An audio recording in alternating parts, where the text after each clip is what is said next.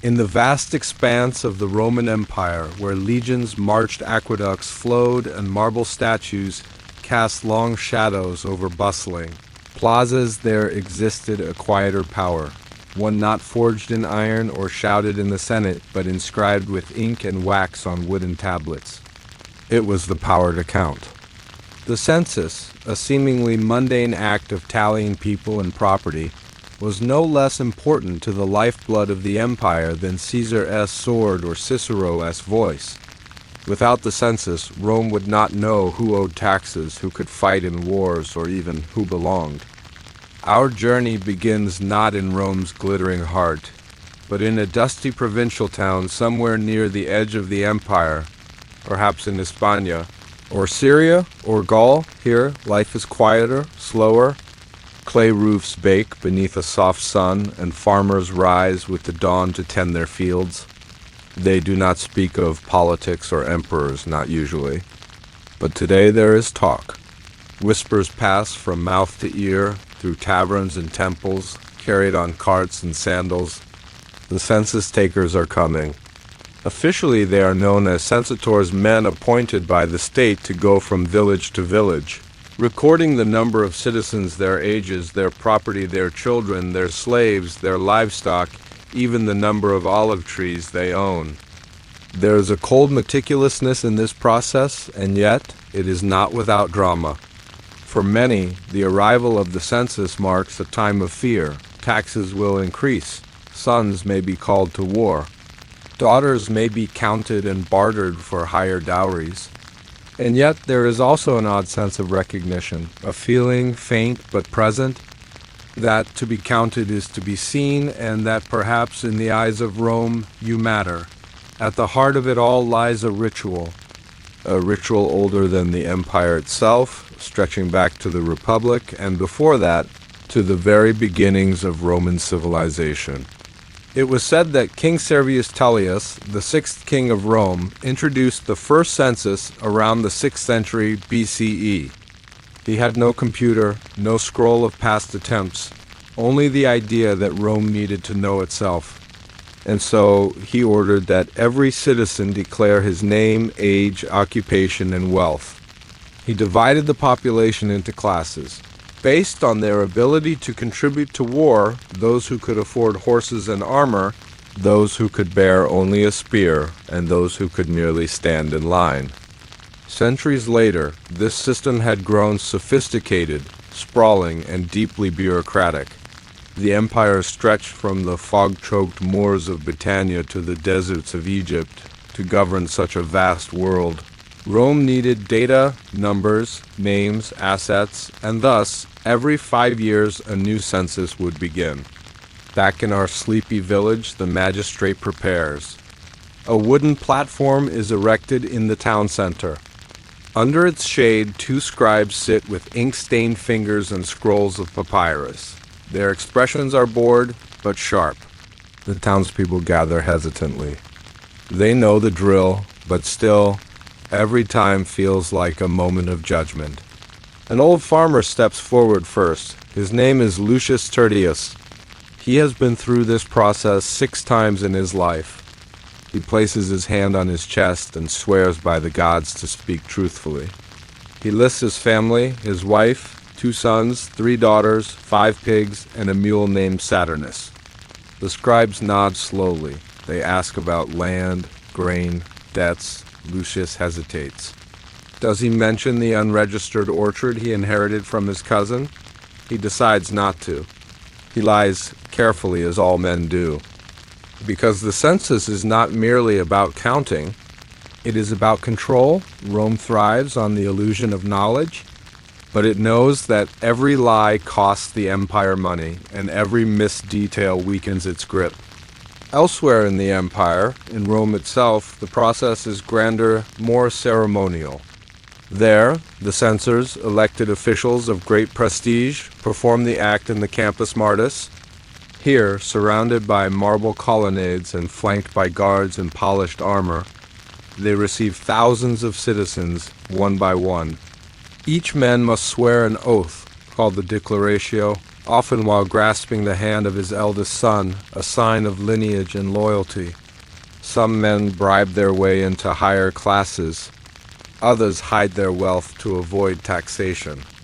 The censors, sharp-eyed and politically savvy, know most of these tricks, but they let some pass. Favors must be traded. Alliances maintained. In truth, the census is as much a political ballet as it is a bureaucratic task. In the provinces, however, the process is rougher. The census takers, often former soldiers or minor officials, carry the imperial seal but little patience. They travel with guards, not for protection from bandits, but from angry citizens.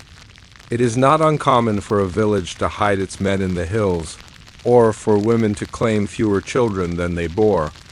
But for all the lies and fears, there is something solemn in the air. For Rome, the census is not only about money or men. It is about order, about the belief that the world can be shaped, ruled, and understood through lists. At the end of the day, when the sun dips low and the cicadas begin their gentle hum, the scribes close their tablets. The villagers return to their homes. Bread is broken, wine poured, and the counting continues in whispers. Who lied? Who told the truth? Who will be summoned for military service? And who, perhaps, will be forgotten? For now, Rome knows only what it has been told. But what it has been told is enough to keep the empire running, to fill its legions, to fund its temples, and to decide who lives at the margins and who thrives at its heart. It is easy to forget now in our modern world just how powerful a simple count could be. But in ancient Rome, numbers were not just numbers. They were destiny. As the census continued across the Roman world, the quiet force of counting began to reveal its deeper power, the ability to define identity itself. Each man who stood before the scribes carried more than just his possessions. He carried his nomen, the Roman family name that tied him to generations of ancestry. To speak it aloud was more than tradition. It was legacy, pride, sometimes even shame. Lucius Tertius, the old farmer from the village, had spoken his name plainly. But names in the empire could carry immense weight. A Julius, even if poor, might be presumed noble. A Claudius might be greeted with deference. The scribes, trained to recognize such lineages, recorded these names carefully. Errors could result in insult or political consequence. For in Rome, names were not just identifiers. They were social weapons. And yet, for the countless non-Romans, the census was a different matter entirely. In the far provinces, the windswept lands of Dacia, the sunburned hills of Numidia, the snowy reaches of Germania, many of those counted were not Roman citizens. They were locals, subjects of the empire, required to declare their existence not for honor, but for obligation. These men and women had no trier nomina, the Roman three-name convention of praenomen, nomen, and cognomen. Instead, they were recorded by tribal names or foreign designations, often mispronounced and misspelled by the scribes. A Thracian named Boron might become Baronius in Romang ink. A Greek merchant named Demetrios could be listed as Demetrius Maximus, assuming he had earned citizenship. Over time, names blurred, identities shifted. The census, in this way, reshaped reality. Rome did not just count people, it changed them. Once enrolled in the official registers, a subject's life was no longer their own. A child might be marked for taxation decades before they would ever till a field. A merchant's wagon might be seized for use by the military. A woman might be married off early to secure alliances, not because of love or family interest, but because her dowry had been assessed as favorable during the last census cycle. And yet, within the strict lines of ink and scroll, there was also protection. To be counted meant you existed in the eyes of Rome. That mattered. It meant you could appeal to Roman law sometimes. That your grievances, if properly submitted, might be heard. It meant that if your home was burned by a soldier or your farm trampled by cavalry, there was at least a flicker of accountability. You were a line in an imperial ledger, a number, yes, but a number Rome might care about, if only slightly. In Rome itself, the great city of marble and politics, the census was more than bureaucratic necessity, it was theater. The lustrum, the ritual purification at the end of every census, was a grand spectacle. Censors led the ceremony, sacrificing animals in a symbolic cleansing of the people and the city. Trumpets blared. Priests chanted. Citizens gathered in their thousands, some to witness, others to simply be seen. It was the final moment of the census cycle, and it carried immense symbolic weight. For the Romans believed that with each completed census, the Republic and later the Empire was renewed. Like the turning of a cosmic hourglass, the lustrum reminded the citizens that time was passing. That order had been restored and that Rome still stood firm. But beneath this splendor, not all was well.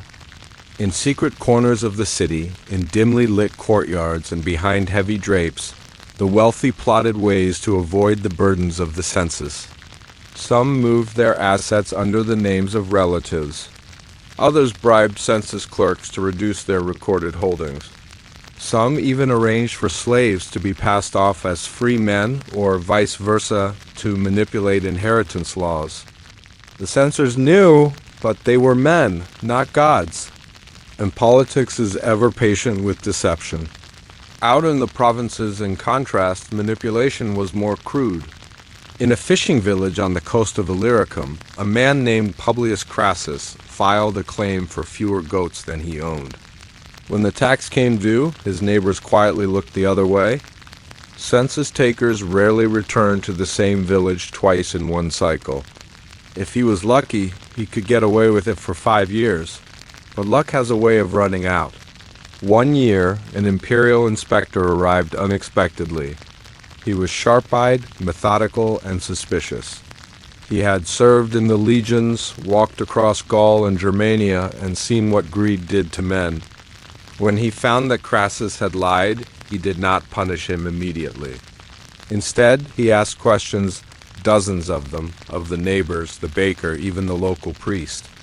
Within a week, 3 more villagers were exposed for falsifying their declarations.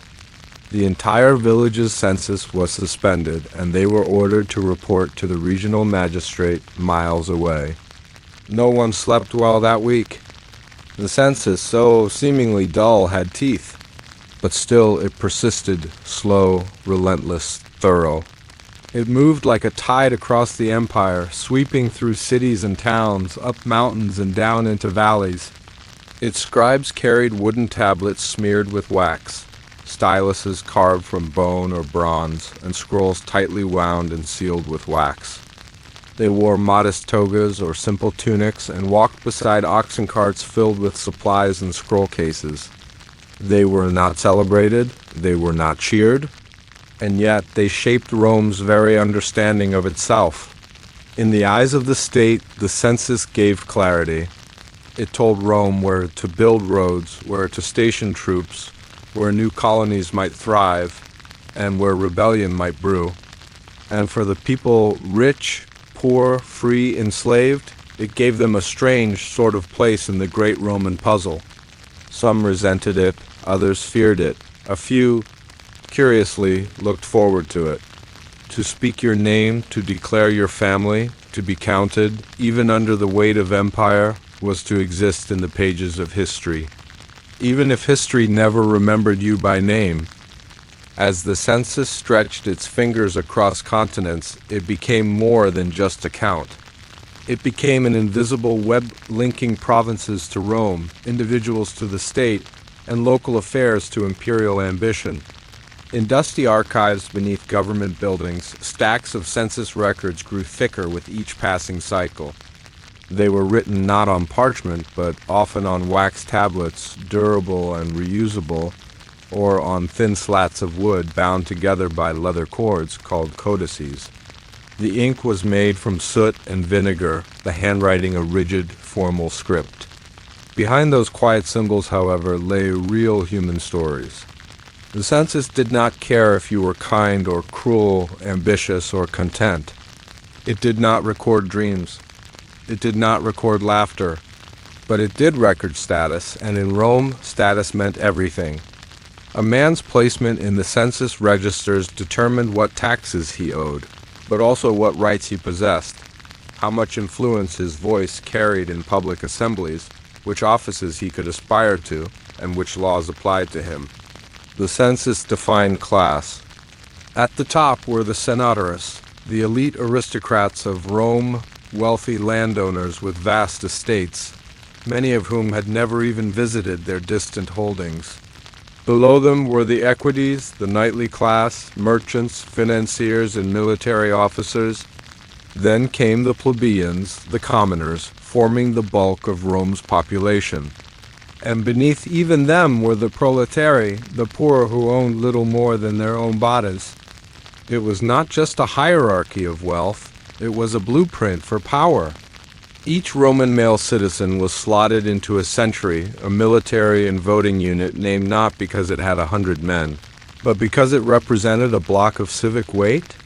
The census determined which century you belonged to, and therefore how much your vote counted. A rich man's voice could drown out hundreds of poorer ones, all thanks to the tally taken years before. But the census did not only account for men. Women were listed under the names of their fathers or husbands. They could not vote or hold office, but they could be taxed. Their dowries were recorded, their children counted, and their names scribbled next to land holdings or livestock. Slaves were listed too, not as citizens but as property. A household with 10 slaves might be praised for its productivity. A man with 50 might be eyed for potential revolt. Slaves were counted by number, age, sex, and trade, some as household servants, others as skilled laborers, many as field workers, but none were named. It was perhaps the greatest irony of the census that the empire knew more about the economic value of a slave than about the heart of the man who owned him. Meanwhile, the scribes continued their march. They worked under pressure, walking miles each day, dealing with difficult terrain, suspicious villagers, language barriers, and resistance both subtle and overt. Their duty was to be impartial, precise, and silent. But every scribe had his breaking point. In the region of Cappadocia, a young scribe named Marcus Flavius grew tired of being lied to. One evening, after being insulted by a drunken landowner who mocked his plain tunic and provincial accent, Marcus snapped. He returned to the records and quietly added 3 additional oxen to the man's holdings, an increase that would raise his taxes substantially. The man never knew. He simply paid more the next year and grumbled about corrupt officials. Marcus never admitted his small rebellion, but in his mind, justice had been done. Across the empire, small acts like this accumulated. A word changed, a figure adjusted, a name miswritten. The census may have been the backbone of Rome's control, but it was never perfect. And Rome knew this. That is why census data was often double-checked. Not in every case, but through recensio, a process of review by regional governors or military commanders. These men could demand clarifications, audit a town's figures, or punish entire villages for suspected fraud. Sometimes entire regions were recounted. Other times, provinces were left uncounted for years, particularly during times of war, plague, or rebellion. The census was powerful, but it was not eternal. Gaps appeared, scrolls were lost, and sometimes history simply disappeared. But when it worked, the census allowed Rome to function like a machine. Troops were raised with eerie precision. Taxes flowed from every corner, from vineyards in Gaul to gold mines in Hispania to fish markets in Alexandria. Roads were extended to connect population centers, bridges built to cross census-designated trade routes. And most impressively, the census allowed the grain supply to flourish. In the city of Rome itself, Hundreds of thousands relied on the annona, the grain dole provided by the state. This massive operation was fed by census records. How many mouths needed bread? How many wagons would be required to transport it? How many bakers would be needed in each district? From a small village's whispered list of names, all the way to the great harbors where ships unloaded wheat from Egypt, the ripple effect of the census could be seen. And yet, even with this efficiency, the act of being counted remained an emotional burden for many.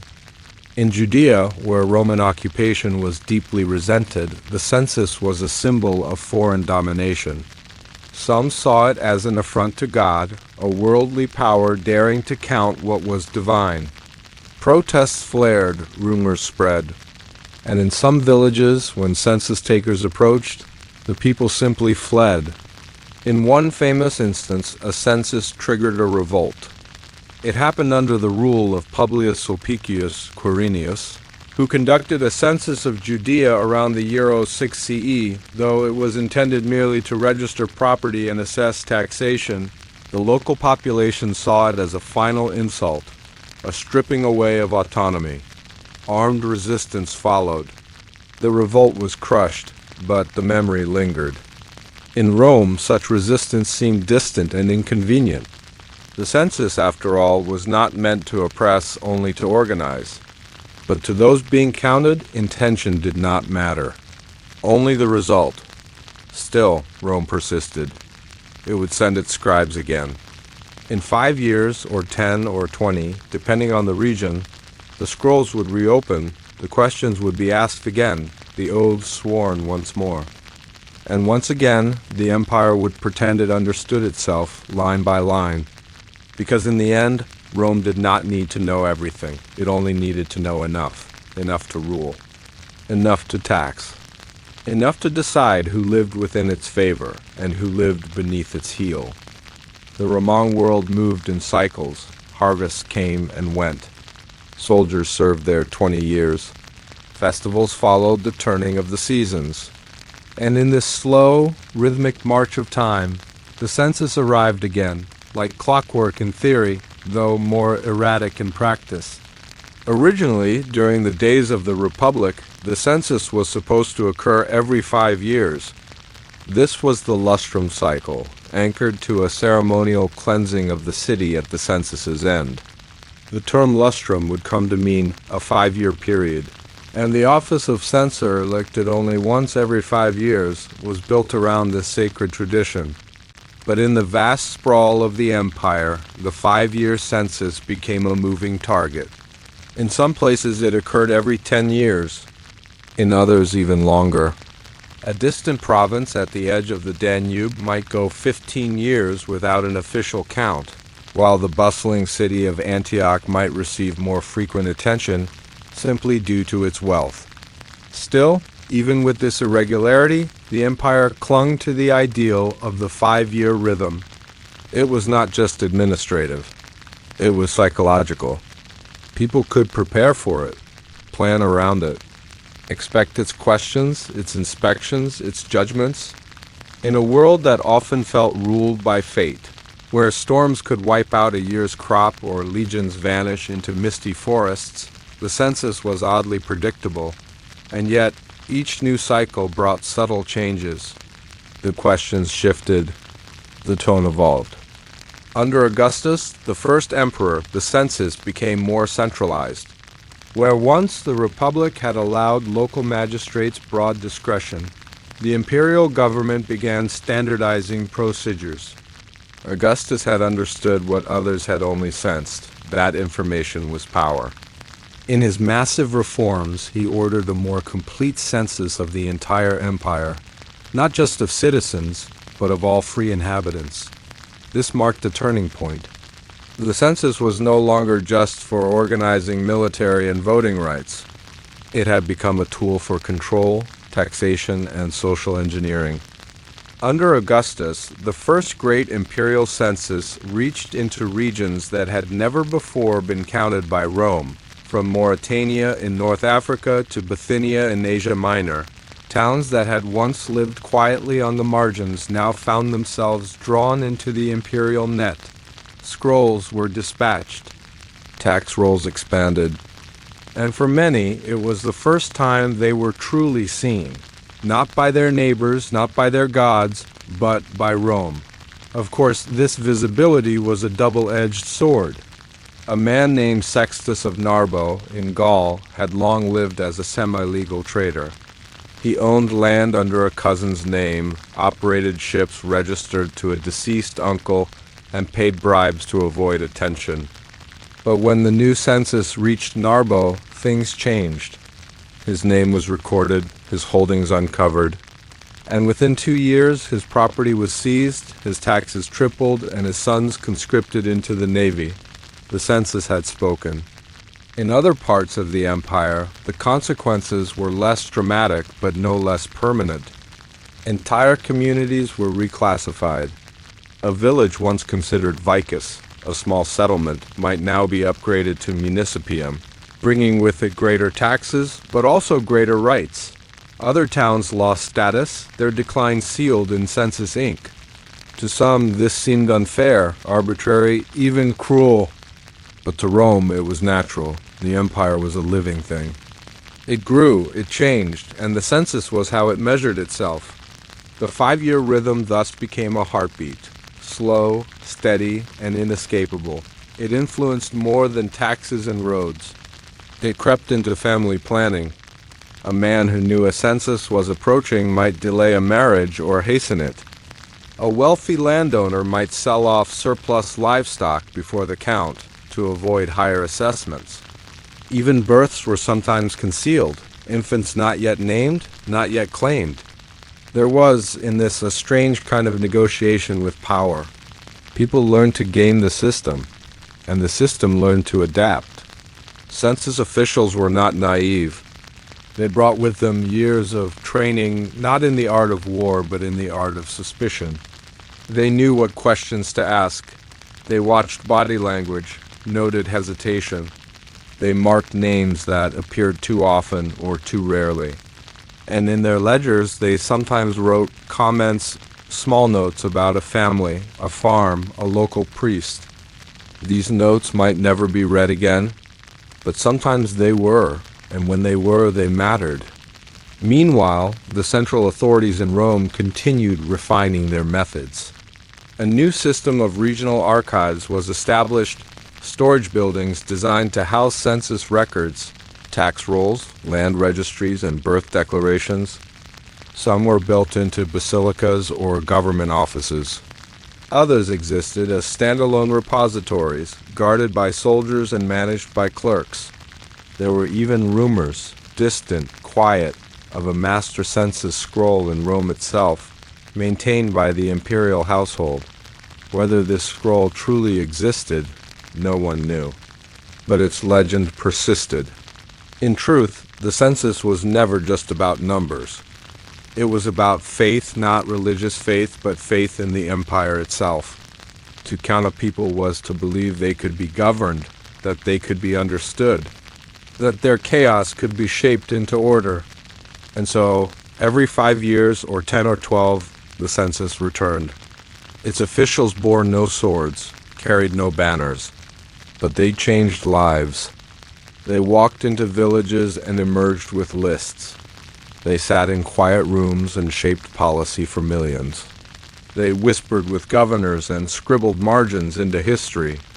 Sometimes, late at night, an old man might sit by the fire and remember the last census. He would recall the questions, the ink, the faces. He would wonder what they wrote about him, what Rome thought of his little life. And perhaps, in some archive beneath the forum, his name still rests, a single line in a fading scroll, surrounded by dust, but preserved all the same, counted, recorded, remembered, if only by a system that once ruled the world. The Roman Empire is often remembered for its noise, the roar of gladiators, the clang of swords, the thunder of chariots racing across stone.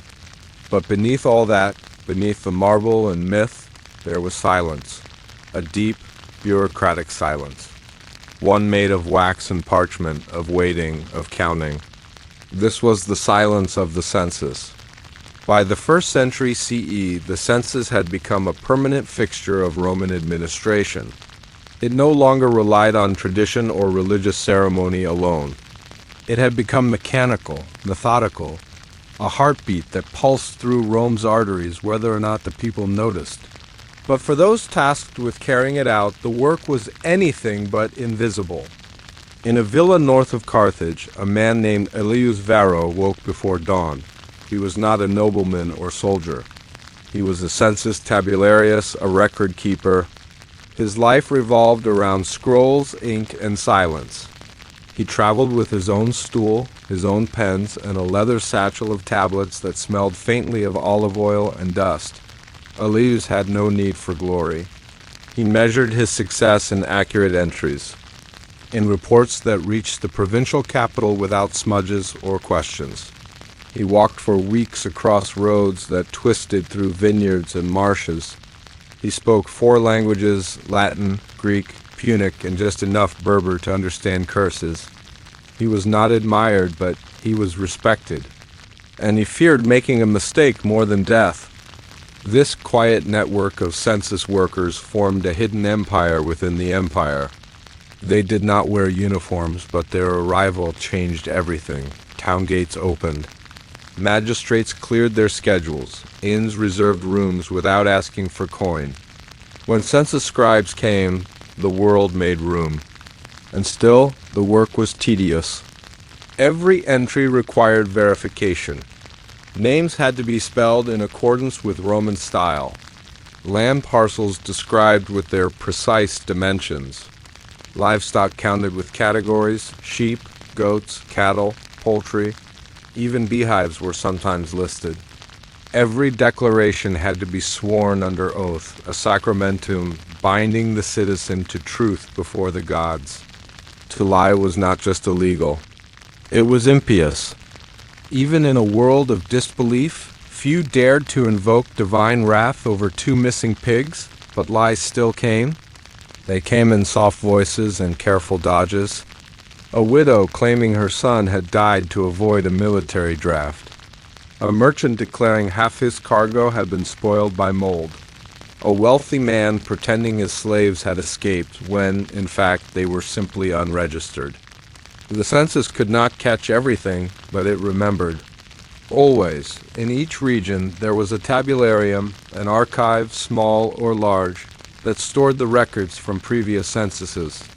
These buildings were not grand. Often they were nothing more than low stone rooms with sealed cabinets. But within them lay the history of every family, every farm, every free man and woman in the region. It was there that patterns emerged, the name that vanished, a family that shrank, the property that grew too quickly. Imperial inspectors, rare but feared, used these archives like puzzle pieces. One missing piece could mean nothing, or everything. In Hispania, one such inspector uncovered a tax evasion ring stretching across 7 villages simply by comparing 2 census reports written 10 years apart. The landholdings didn't match, the owners' names had shifted. And when he followed the trail, he found it led straight to the local magistrate. The entire town was fined, the magistrate was exiled, and the inspector, a man named Tullius Lupus, was promoted to the central office in Rome. That was the power of the census. But not all encounters were so dramatic. In a small coastal town in Asia Minor, an old woman named Hypatia appeared before the census scribes. She wore faded robes and walked with a crooked cane. When asked her household size, she listed only herself and a parrot. The scribe smiled. Such answers were rare. And yet, when he asked her age, she said 92, and claimed she had been counted in every census since she was born. The scribe checked the town's old scrolls. It was true. Her name, slightly altered over time, appeared every 10 years. She was not wealthy. She had no children. But in the records, she was a constant. He wrote her name again, Hypatia, daughter of Menedora, and added a note in the margin. Still living. clear mind remarkable. That was also the power of the census, to preserve even the most ordinary lives. For those in Rome, these stories remained distant. Senators reviewed summaries. Governors analyzed totals. But the individual voices behind those numbers were faint echoes. Still, once in a while, a name caught attention.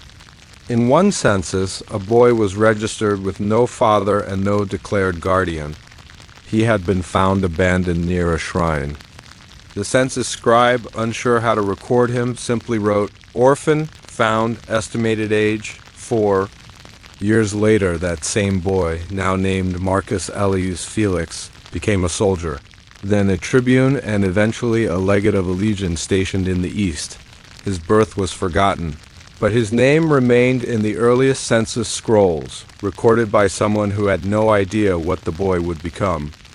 It was the census, quietly, that gave him his first place in Roman history.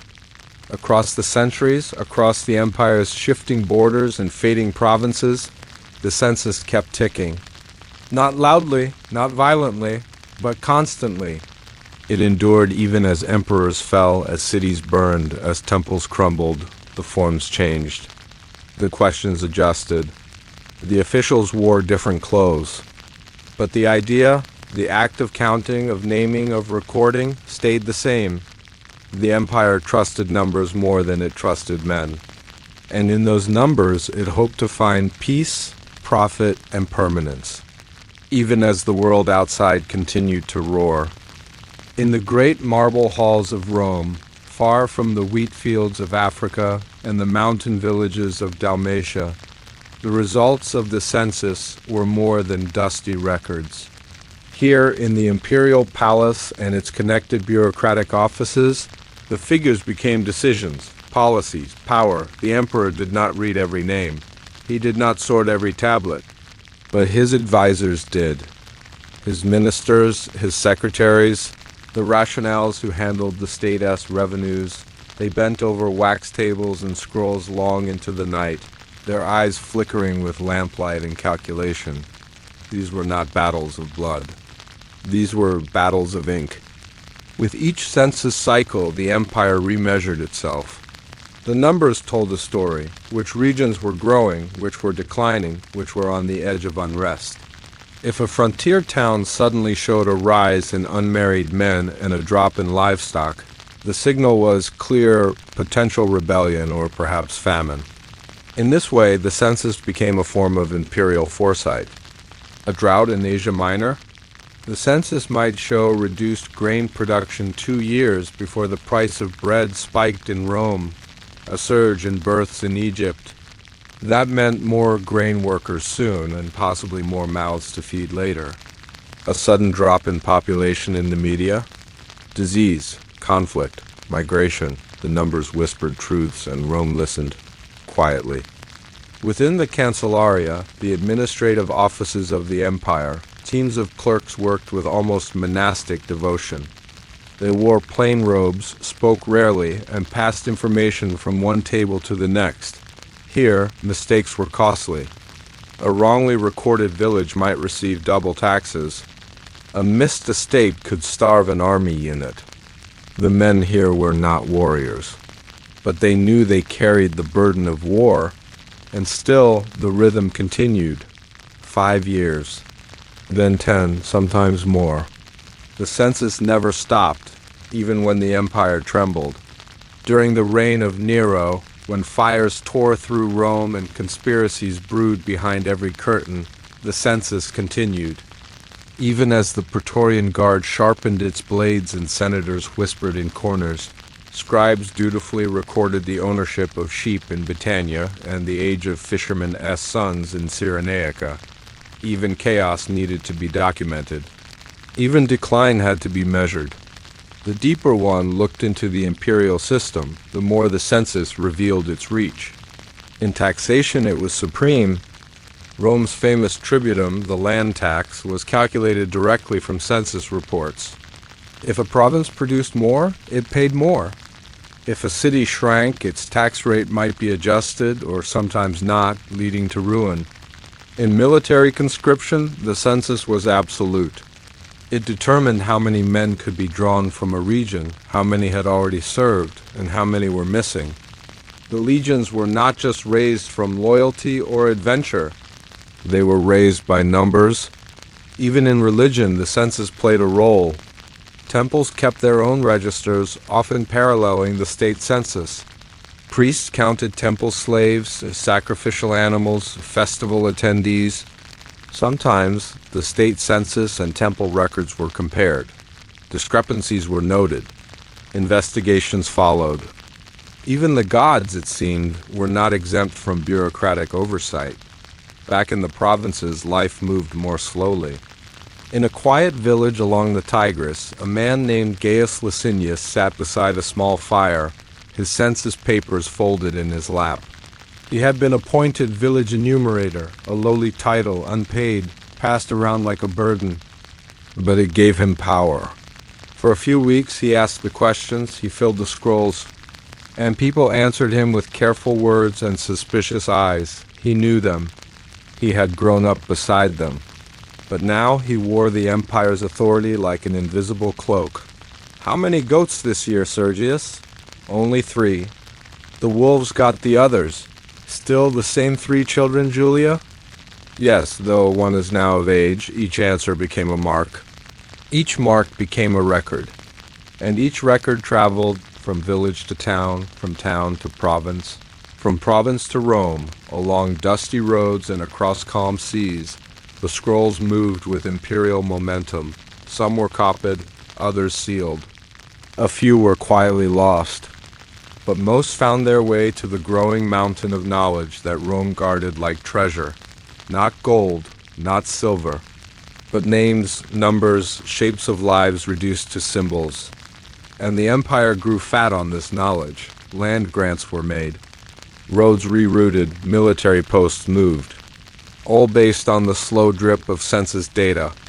To the common people, it still felt distant. The census takers came, asked their questions, scribbled their notes, and left. Life continued. Fields were plowed. Children born, bread baked.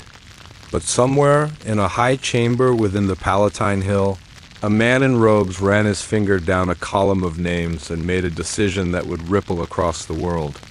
Perhaps it was a tax decree, a reassignment of legions, a land redistribution, or perhaps merely the order to conduct another count.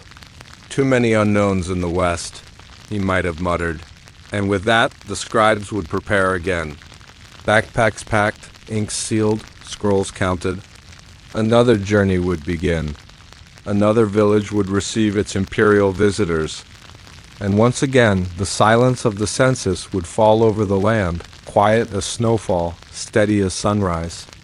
Because the Roman Empire ruled not just with force, but with knowledge. And the census, dry and dull though it seemed, was the empire's most enduring spell, not carved in stone, but written in ink. For most, the census was about the living names whispered in doorways.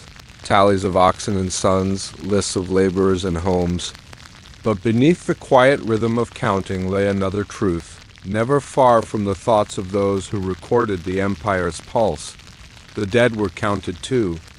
Not officially, not always, but they were felt as absences. In the village registers, the first entries in every census were simple. They listed each household's head, spouse, children, and assets. But besides some names, a small mark, sometimes just a dot, signaled a change. Deceased since last census.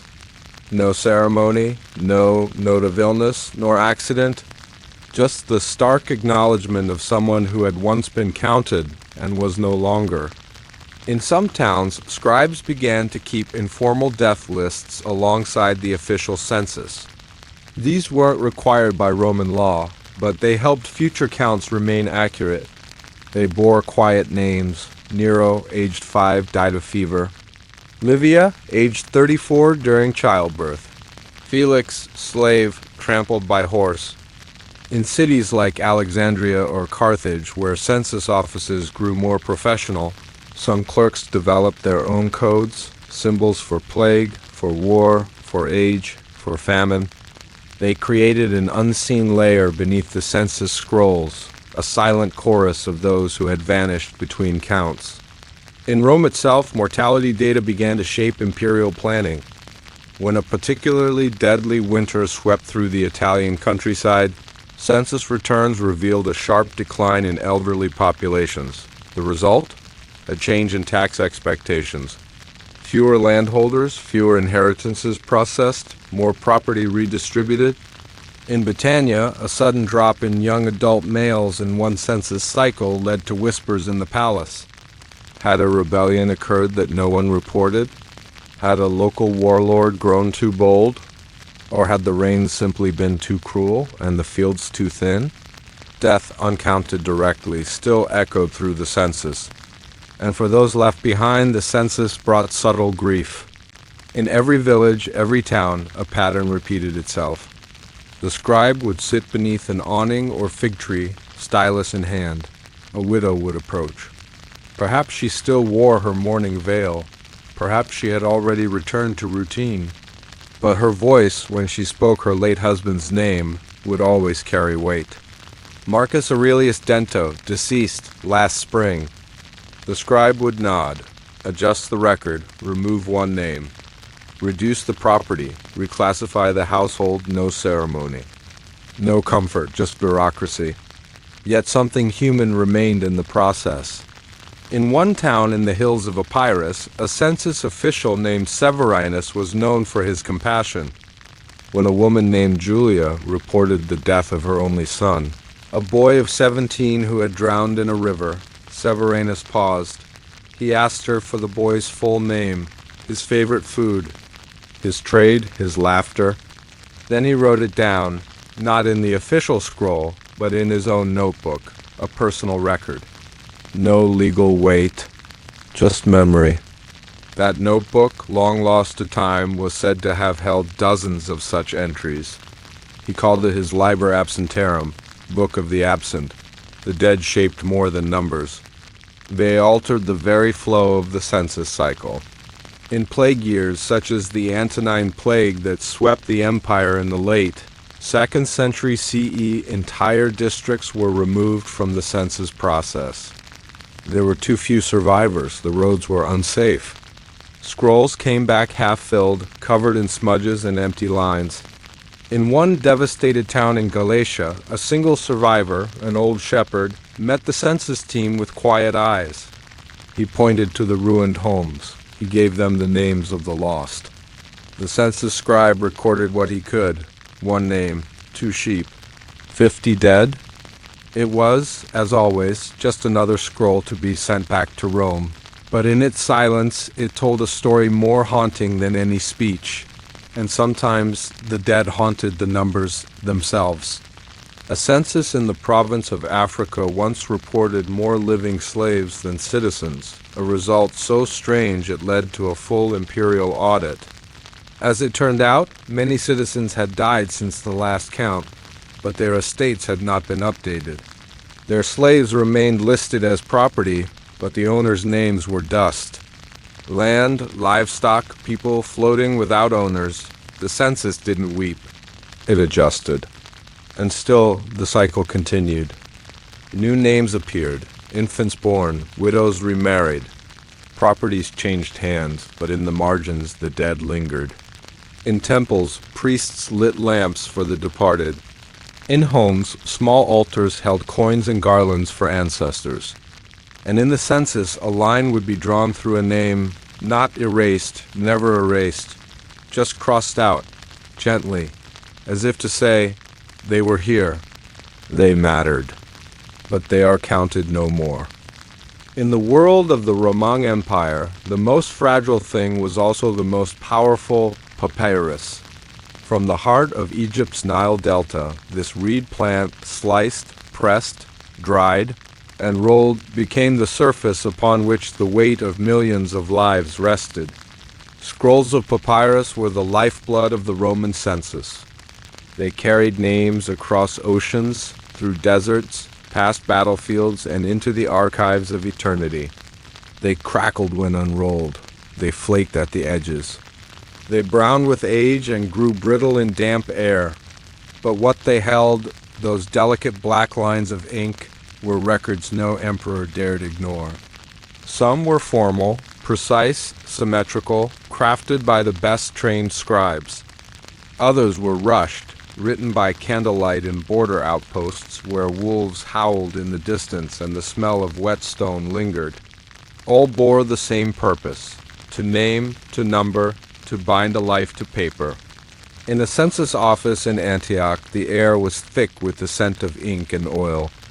Scribal apprentices dipped quills made of goose feathers into inkpots, then carefully copied field records onto fresh scrolls.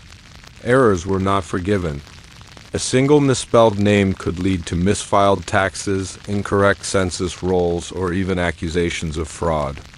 Caius Vibius Rufus, 43 years of age, owns 2 oxen, 1 vineyard, 5 slaves. Livia Augusta Minor, widow, receives grain subsidy, no children. These were not stories. They were facts, clean, clinical, but between the lines a world breathed. There was beauty in the consistency. A Roman census form followed a basic structure. First, the praenomen, nomen, and cognomen, the trinity of a Roman citizen's name. Then the patria potestas, the acknowledgement of the head of household. After that came property, land measured in the ugera, livestock and head counts, slaves listed by age and trade. Finally, the oath, a formal declaration sworn in front of the gods, affirming that what was recorded was true to the best of the declarant's knowledge. It might have seemed like a minor legal detail, but for Rome, the oath gave the census its legitimacy. Without that spoken commitment, a name on papyrus was only ink. And yet mistakes still crept in. In the archives of Ephesus, an audit revealed that a scroll from the previous census had miscategorized an entire district. Dozens of citizens had been listed as slaves. Their taxes were wrong, their rights had been suspended. A clerical error, unnoticed for 5 years, had ruined lives. The correction process took months. Appeals were filed. Petitioners traveled to the provincial capital, some walking barefoot, others borrowing coins to afford passage.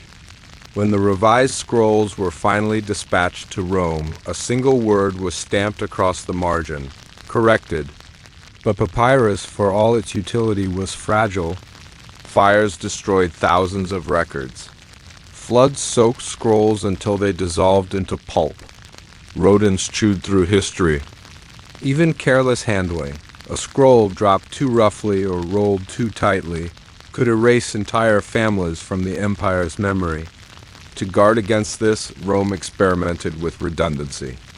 Important census documents were sometimes duplicated, one scroll stored in the local tabularium, another sent to the regional governor, a third reserved for imperial offices.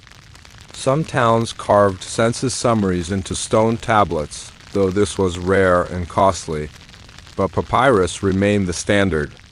Light to carry, easy to store, and everywhere. In the harbor of Ostia, a census official prepared to send scrolls by ship to Alexandria. He packed them in ceramic jars, sealed with wax and labeled with lead tags. The journey would take weeks, across the blue-gray Mediterranean, through pirate-haunted waters beneath skies streaked with gulls. The census moved not just through words, but through waves, and along those waves, lives floated. The life of a girl in Hispania, born just days before the census began, listed as infans no name yet. The life of a soldier's widow in Thrace, marked as head of household for the first time. The life of a baker in Crete, whose property had tripled since the last count, a rise that would now be noted by distant tax collectors. None of them would ever see the scrolls that defined them. They would never know what margin their names appeared in, or whether a scribe had smiled, frowned, or yawned as he wrote. But they were there, preserved in faded loops and careful dashes. The shape of a letter, the curl of a final us, the smudge where a scribe paused to scratch his chin, all carried through time. And some survived. in dry deserts in hidden rooms, in buried jars sealed for centuries. Scholars in modern times would one day unroll them, carefully, reverently, and speak aloud names long forgotten. Marcus Domitius, aged 50, from Cyrene. Lucilla, daughter of Priscus, widow, 2 children. And in that reading, the dead would stir, not in body, but in memory. That is what the census offered. Not immortality, but the illusion of permanence. A name written once, copied twice, and stored in a dark room, waiting for centuries. Because Rome, in all its might, did not build pyramids to last forever. It built scrolls. And in those scrolls, the empire dreamed of order, fragile, fading, but recorded all the same. High above the noise of the forum, beyond the reach of merchant shouts and temple bells, the emperor sat in his study. The room was simple, or as simple as an emperor's chamber could be. Marble floors, bronze lamps, scroll racks carved with laurel leaves. On a low table before him, a sheaf of census summaries gathered from across the provinces. Not stories, not letters, but numbers. To most emperors, these scrolls were unreadable clutter. Delegated, filed, forgotten, but not to Hadrian. Hadrian, the traveler emperor who walked his empire with calloused feet and curious eyes, was different. He did not seek glory in conquest, but in structure, in borders drawn clean, in cities governed well. And above all, in knowledge, tonight he read the census reports. He noticed patterns. In Syria, an unexpected surge in vineyard workers. In Noricum, a decline in cattle herds. In Lusitania, the average number of household members had dropped, perhaps from plague or famine, or something unspoken. He made notes in the margins. Not orders, just thoughts. He believed in the census, not as ritual, but as lens. It showed him what no statue, no poem, no senator could. It showed him the empire as it truly lived. Back in Rome, his ministers followed his example. The census epistulae, letters accompanying census scrolls, became their own genre. Governors wrote them with care, knowing the emperor might actually read them. Some became long essays, reflections on local customs, agriculture, birth rates. Others were terse, formal, no major changes. Tax collection stable, roads need repair. All were added to the Commentary Imperi, the archives of the imperial mind. And so the census became more than numbers, it became conversation between emperor and governor, between Rome and its outermost reaches, between the abstract and the personal. In Dalmatia, a small hill town called Postalia had never appeared in census records before. Too remote, too small. But in Hadrian's reign, it was finally counted. The scribe who arrived was a Greek freedman named Pausanias. He was educated, polite, and curious. He spent weeks in the town interviewing every family. He ate with them, slept under their roofs, learned their dialect. When he returned, his census report was thicker than expected. It included not only names and assets, but a hand-drawn map of the town's terraces, a list of its spring festivals, and an attached note. These people have never seen a Roman official. They do not complain, they do not rebel, they simply live. Hadrian read that note twice. Then he ordered a road built to Postalia. Not for conquest, not for taxes, just connection. Such were the ripples of the census. They reached not only the imperial mind, but the imperial will. A report could build a road, raise a garrison, forgive a debt. It could change a town's fate, for better or worse, and sometimes it changed nothing. In Mauritania, a village recorded its lowest birth rate in 40 years. The scroll reached the regional office, was copied, reviewed, and sent to Carthage. There it sat, unread, filed, dust gathered. The scroll warped in the heat. No action came. Not every number inspired change. Some simply lingered, like a candle that burns unnoticed. But even then, the census endured, because empires may forget. but records do not. In the later years of Hadrian's reign, he commissioned a massive project, the centralization of census archives. He ordered copies of provincial census scrolls to be stored in Rome itself. The project took decades. It required ships, donkeys, scribes, and endless jars of ink.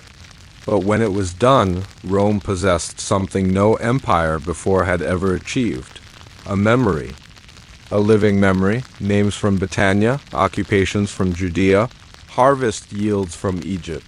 It was all there, stacked high in the Tabularium Maximus, the great archive of Rome. Most Romans never knew it existed. They passed by its stone walls without a glance. But inside, in the lamplight, thousands of scrolls whispered the same thing: we were here. We lived, we were counted. And the emperor, when he could sleep no longer, would rise from his bed, walk the marble halls, and read, not for policy, not for profit, but to know. The Roman census promised order. It gave the illusion that Rome could know everything, every field, every child, every coin. But beneath the crisp scrolls and well-trimmed columns of ink, reality refused to stay inside the lines. Sometimes the count was wrong, not by malice, not by rebellion, but by the simple, stubborn fact of human error. In the province of Mysia, a small town called Dardona reported 278 citizens in the last census. 5 years later, it claimed 322, a reasonable growth. But when the new census team arrived, they found fewer than 200 souls. What had happened? Disease, emigration, misreporting, maybe all three, but the previous scrolls had lied. Not out of conspiracy, but out of hope. Town officials, eager to seem prosperous, had inflated their numbers. Children who had died were still listed. Old men, long buried, were given imaginary brothers. And when the scrolls were sent, no one questioned them. Until the truth arrived, on foot, with a stylus. The lead census scribe, a cautious man named Publius Crispus, made no accusations. He simply recorded the facts. He tallied each home. He knocked on each door. He asked the questions, quietly, kindly, the real number, 191. The correction was noted, a report sent. But in Rome, the scroll was delayed. Other matters, grain shortages, Parthian skirmishes, Senate debates, took priority. The update would wait. And for 5 more years, Rome continued to believe in 322. That was the fragility of the system.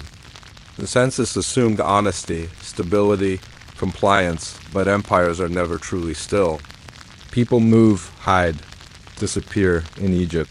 Whole families would temporarily relocate during census season, traveling to the desert edges to avoid taxation or conscription. They would return when the scribes were gone. The practice became so common that census teams began collaborating with temple priests and village elders to cross-check absences. Deception met detection. One side adjusted, the other adapted. It became a quiet game played in margins and silences. But sometimes the consequences were louder. In southern Gaul, a landowner named Faustus was accused of evading the census. A neighbor had informed the scribe that Faustus kept hidden fields behind a small forest. The census team investigated. They found vines, olive trees, a dozen unregistered slaves. The fine was severe, the punishment public. Faustus was paraded through the town square, a wooden tablet hung around his neck reading, Fraudulent Declaranti. A rare spectacle, but a clear message. The census could be enforced. Still, enforcement was never perfect. Rome was vast. Its provinces stretched from the mists of Britannia to the deserts of Arabia. Even with roads, even with ships, there were places the census could not reach. In the mountains of Armenia, entire hamlets remained uncatalogued. They knew of Rome, paid tribute, used Roman coin. But their names were not on any scroll. They existed in a quiet shadow. And in some ways they preferred it. To be counted meant to be known. and to be known meant to be taxed or conscripted or watched. Some villages practiced what they called the slow lie. When census takers arrived, they spoke little, answered slowly, offered tea, bread, a place to sleep. They delayed, distracted, then gently they gave partial answers. How many children? 2. How much wheat? Only enough for winter. The scribes, tired from travel, often accepted the answers. They had deadlines, roads to follow, and after all, the lies were small, but Rome, over time, began to suspect. That's why some emperors introduced auxiliary audits, secondary inspections by non-local officials. These men traveled in secret, often in pairs, their scrolls blank, their identities hidden. They watched markets, counted livestock, noted the number of homes with smoke at dawn. They used their eyes, not just ears. Then they filed their reports, comparing them with the official census. Discrepancies led to warnings, or fines, or in rare cases, arrests. It was a strange paradox. The census, designed to foster order, also bred a kind of quiet resistance. But most errors were not deceptions, they were accidents. A scribe misheard a name, wrote Secundus instead of Severus, mistook a woman's age, misspelled a village. Ink smudged by rain turned a 10 into a 70. A sleepy clerk in the governor's office filed one scroll under the wrong region. And just like that, history bent. 5 years later, when a Roman official tried to locate a man listed in the census, he was gone or had never existed. A ghost on paper, a name with no face. Some historians believe that even now, thousands of census names from ancient Rome were false, not out of malice, but from the simple entropy of ink, time, and human hands. Still, the system endured, because it was not about perfection. It was about persistence. Even a flawed census gave Rome something to build on, a structure, a frame, a rhythm. Mistakes were corrected, eventually patterns adjusted, margins reviewed, and each new cycle brought fresh chances to get it right. The empire didn't need every number to be true. It needed most of them to be close enough to raise legions, feed cities, balance taxes, map borders, and in that close enough, Rome found power, a shaky power, but power all the same. The Roman census did not begin in war. It did not ride in with horns or banners. It arrived quietly like a ripple across still water. But within its wake, lives were shaped, especially the youngest. Children were not exempt from the census. In fact, they were a central focus. Each Roman census required the paterfamilias, the male head of household, to declare every soul under his roof. That included sons, daughters, adopted kin, and sometimes fostered or enslaved children. Their names, ages, and status were recorded without question. They did not speak for themselves. They were spoken for. Rome's eyes, a child was data. A potential taxpayer, a future soldier, or for girls, a name to track through marriage contracts and dowries.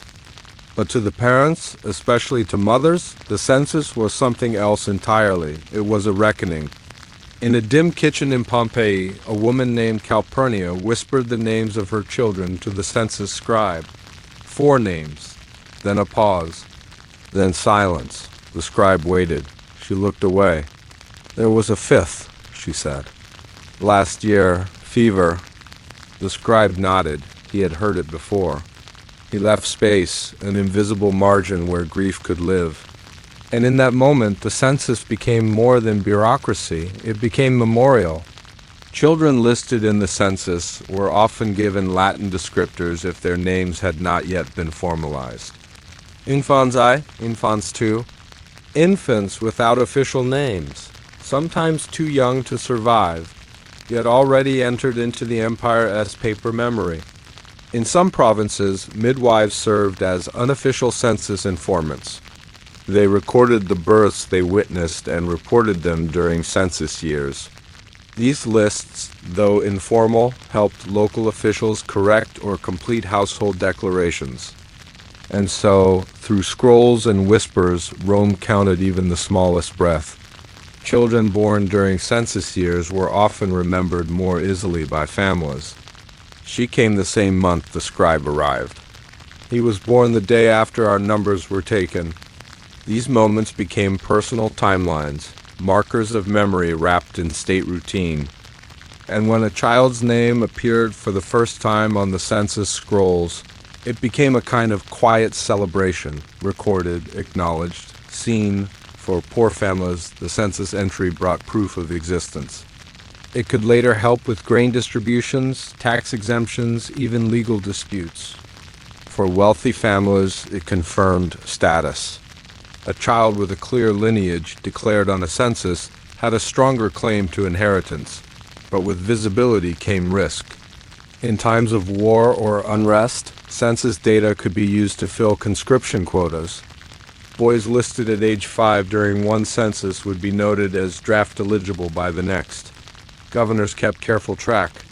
Names that returned consistently were flagged for potential service. Some parents, knowing this, underreported ages. Others declared children as stillborn when they were not. A few even moved them between households, switching names, altering order, disguising the count. The census, while powerful, was never infallible. And yet, despite this, or perhaps because of it, children's names continued to fill the scrolls. In a dusty archive in Rome, a scroll from Cappadocia lists 83 children in a single village. Of them, over half were under 5 years old. Most had simple names: Gaius, Julia, Titus, Livia. Others bore names of gods: Apollo, Fortuna, perhaps in hope of divine favor. The scribe had drawn small dots beside those who were ill during the census, a silent note to the future. Would they survive to the next count? Would their names appear again? No one knew, and still the list was made. The empire took note. In one rare case, an orphanage in Carthage submitted its own census scroll. Managed by a retired centurion turned priest, the orphanage listed 37 children, all without family, all under 10 years old. The scroll was precise, lovingly written. Beside each name, the word spes, hope. The scribe who received it in Rome added it to the imperial record, but also made a personal copy. Decades later, when a fire destroyed much of the archive, that copy, the unofficial one, was the only surviving proof those children had existed. Such moments reveal what the census truly was, not just a tool of control, but a thread in the fabric of remembrance. To be listed meant to matter. To be counted meant to belong. And for children whose lives were so easily lost to time, it was a beginning. Even now, archaeologists find census records etched on broken pottery, carved into tombstones, buried beneath collapsed villas. Many of the names belong to the young. They did not write laws, they did not build roads, they did not fight wars. But they were there, born, named, counted, children of the scroll. Some names in the Roman census appeared only once. They were written with care, perhaps even with pride, a first entry, a debut into the machinery of the empire. But when the next census came 5, 10, 15 years later, that name was gone. Maybe the person had died or left, or simply wasn't counted again. And so, across hundreds of scrolls, thousands of these single entries exist, lonely names in a system designed to track lives. These one-time appearances hold mysteries. Their stories are never explained, only imagined. Take, for example, a girl named Septimia Lassa, recorded in a tiny hamlet near the Apennines. The census lists her as 13 years old. Daughter of a stonecutter, owner of one goat, no dowry noted, that's all. She never appears again. Did she marry? Was she renamed? Did she die in childbirth, or was she simply missed the next time? No one knows, but the ink still exists. Faded, brown, curling on old papyrus. And in that delicate script, she is still 13. Still alive in the way only records allow. The Roman census held no poetry. It did not write epics or paint portraits. But it captured something else, the faint fingerprint of presence. Each name carried weight. Not because of status, but because it was written at all. In a world where so many people pass through life without ever being remembered, being named in the census was a kind of immortality, not eternal, but longer than a breath, longer than a generation. In the Judean town of Emmaus, an entry survives of a man named Shimon ben Eliezer. He was 60 years old, blind in one eye, a baker. The census notes that he owned no land but had 3 sons. Beside his name, the scribe added a rare note. He sings while working. It wasn't required. It wasn't part of the form. But it slipped through, a moment of humanity. That small detail, a man who sang while kneading bread, outlasted everything else. His house is gone, his sons are dust, but the line remains. Sometimes the scribes themselves left traces, a tired hand, a smudged signature, a curl at the end of a name that betrays boredom or flourish or thought. Occasionally a scribe would comment in the margin. Very cold this morning, the child refused to speak. This family was kind. These notes weren't meant to last. But they did. They remind us that the census was not a machine. It was people recording people. Every entry was a transaction of trust. One person spoke. Another listened. A name passed from mouth to ink. And in that moment, something sacred happened. A life became legible. In Gaul, a freedwoman named Elia Sabina declared herself head of household. She had no husband, no children. But she had a business, a vineyard producing sour red wine. The census took her declaration, wrote her name, logged her tax. She never appears in legal records, never built a monument, but she is known still because the census wrote her down. One name, one time, enough, and so, across the empire, the scrolls grew, mile after mile of names, rolled and stacked, shelved and sealed. Most were never read again. Some were destroyed in fire. Others crumbled to dust. But in the moment they were written, they mattered. The weight of one name, recorded by hand, was enough to shape how Rome saw itself. Because the census wasn't just for emperors, it wasn't just for taxes or conscription. It was for remembrance, quiet, bureaucratic remembrance. A man, a child, a slave, a widow, a goat herder, a potter, named, counted, preserved, if only for a little while. And that was all they ever asked. For all its reach, all its scrolls and scribes and systems, the Roman census never saw everything.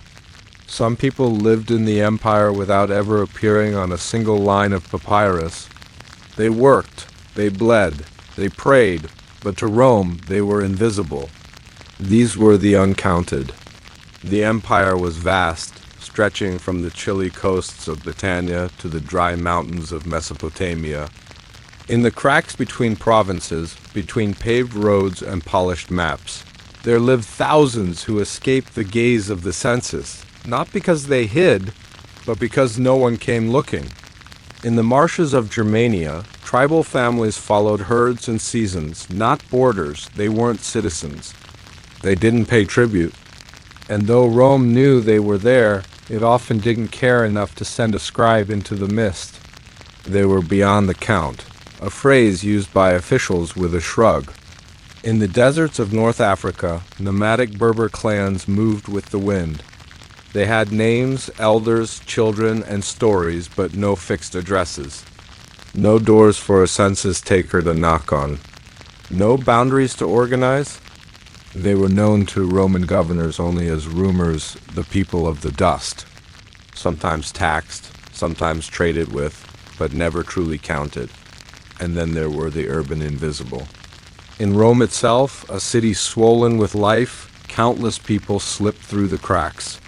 Migrant workers, beggars, freedmen with no formal property. People who lived in upper floors of crumbling insulae, apartment blocks too chaotic to track. People who squatted in temples, who slept by the Tiber, they were present but not presentable. A census clerk might pass them on the street without lifting his eyes. After all, the census required form, structure, a name, a household, a known lineage. Without those, there was nothing to record. And so the scrolls remained blank, not out of malice, but omission, even within families someone unlisted. Slaves too newly acquired to be registered, infants too young to be declared, illegitimate children hidden away, widows taken in by relatives but never formally adopted. The census told the truth, but never the whole truth. Sometimes people chose not to be counted. In times of unrest, being on a scroll could be dangerous. A name meant you could be found, taxed, drafted, punished, and so people disappeared, quietly. A man might take his family into the hills during the census season. A woman might pretend her children were her sisters. An entire village might claim it had already been counted by another scribe. And sometimes the scribes let it pass. Too tired, too few staff, too far from the next town. And what difference did one name make? But in the aggregate, it made many. Scholars today estimate that even in Rome's most organized provinces, as much as 10% of the population may have gone uncounted. That's millions of lives. Millions of stories lost to silence. Still, echoes remain. In graffiti scratched on tavern walls. In broken pottery inscribed with names. In burial stones that list no census entries.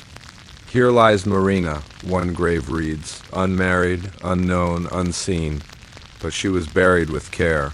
Someone had remembered. And in remembering we know she was real. The uncounted lived on the edge of the scroll, in the spaces between words. They remind us that history is not only written by those in power, it is also shaped by those who were never written at all. The census tried to freeze the empire in numbers. But the empire, like all things human, was fluid. It slipped through the cracks. It breathed outside the margins. And so, beneath the weight of columns and counts, beneath the smooth ink lines and stamped seals, there is always something missing, a quiet, persistent absence. The census gave Rome structure, but the uncounted gave it soul. Somewhere in a forgotten chamber beneath the hills of Rome, there was once a room filled with scrolls. They were not golden. Not adorned, not sealed with emperor's rings, they were quiet, dry, simple rolls of papyrus, tied with leather cords and labeled with worn tags. Gallia Narbonensis, Census 9, Egyptus, Census 14, Dalmatia, partial return. They rested on wooden shelves that creaked in the heat and swelled in the rain. No one had entered the room for decades. Maybe centuries. The oil lamps had long since gone cold. And still, the scrolls remained. The census did not vanish when Rome fell. The system faded, piece by piece. Governors were replaced by warlords, roads crumbled. Grain fleets stopped sailing. And the scribes, once the quiet architects of the empire's memory, put down their pens. Some joined monasteries. Some became teachers, others vanished, but the scrolls stayed in dusty storehouses and half-buried temples, in private homes and libraries that would one day burn, in sealed jars in the sands of Egypt, in dark corners of crumbling forts along the Rhine. Each scroll slept in silence. They held within them the outlines of a vanished world, the rhythms of harvests, the shape of a family, the heartbeat of a village. When Rome fell to invading armies, no trumpet announced the death of the census. There was no final record, no concluding scroll. The practice simply became too difficult to maintain, too expensive, too dangerous. And so the last census teams returned from the provinces. Their records half-filled, their pens dulled. The empire no longer had the will to know itself. It had stopped counting. In the centuries that followed, the idea of the census survived only in memory, in religious orders that kept track of monks, in merchant cities that tallied goods, in kings who attempted crude tax registers, but none matched the scope or solemnity of Rome. Now and then a scroll resurfaced. In 1897, in the sands near Oxyrhynchus, a group of archaeologists uncovered fragments of a Roman census scroll, brittle but legible. It listed names, ages, property counts, occupations. It even included a short oath, declared by Marcus Valerius under the light of the gods, that the information is true. That scroll had not been read in 1,800 years, and yet it spoke. In it, we heard the voice of a man who once stood beneath the Egyptian sun, heart beating fast as a scribe scratched his name onto papyrus. We saw the shape of his household, the tools he used, the world he knew. It was as if the scroll had been sleeping, waiting for someone to listen. And even now, in museums and archives, more scrolls sleep, their ink fades, their fibers weaken, but the stories remain. Every scroll is a frozen breath, a moment when someone answered a question, and their answer became history. Perhaps the most haunting part of the Roman census is not what it told us, but what it tried to do, to capture the empire, person by person, as if it could hold time and place with ink. Of course it couldn't. People moved, died, changed, names were forgotten. Places renamed, empires crumbled, but the scrolls remain. Sometimes opened, sometimes sealed, always waiting. In this way, the census did not just belong to the Romans. It belongs to us. Because every time we find one, we hear the echo of a voice long gone, a voice that says, "I was here, I was counted, I mattered." And that, in the end, is all any civilization hopes for, to be remembered. There comes a moment in every empire when the counting stops. Not because there are no more people, not because there is no more land, but because something deeper changes. The center no longer holds, the rhythm no longer matters, and the scrolls are no longer opened. For Rome, that moment came slowly, like a tide pulling away from a long and crowded shore. The roads that once carried scribes fell into disrepair.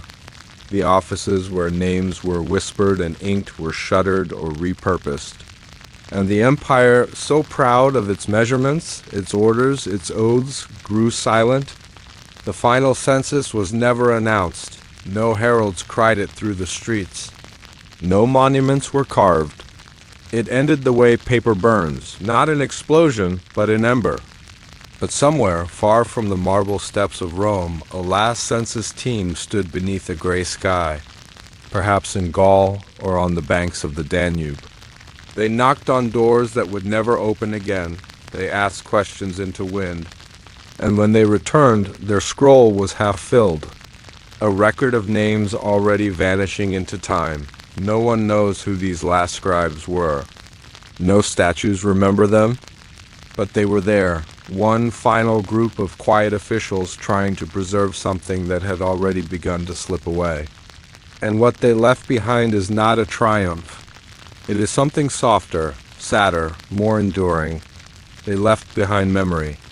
Because that's what the census became in the end. Not control, not policy, but memory. A name, once written, is a kind of permanence. It resists the pull of forgetting. And even when all else fades, temples, roads, statues, the simplest things often remain. Ink on a scroll, a number beside a name, a life once counted. In time, Rome's system would inspire others. The Doomsday Book in England, the Ottoman tax registers, the censuses of modern states. They all followed the path first carved by Rome, the belief that a nation, an empire, a people can understand itself through names and numbers. But Rome's version was different. It was personal. It asked not only what you owned, but who you were, where you belonged, whom you lived with, whom you buried. It asked you to be seen. And even now, long after the legions have rusted into the earth, Long after Latin has fallen silent in the streets, those names still murmur from their brittle scrolls. They speak of farmers who rose with the sun, of widows who prayed at dusk, of children who danced in courtyards, of bakers, weavers, shepherds, people whose lives flickered and passed, but were, for a moment, known, counted. And that is the heart of it, isn't it? To be counted is to be recognized. To be recognized is to be remembered. And to be remembered is to endure. So when you drift to sleep tonight, know that beneath layers of earth and ash and time, the names of the Roman world still lie quietly in the dark. Not shouting, not boasting, just waiting. And if you listen closely, in silence and stillness, you might almost hear them. One name, then another, and another, and another, still counted, still here, still remembered. If you'd like a title card, description, or playlist layout for your YouTube series based on this script, just let me know. Happy to help you polish the final presentation.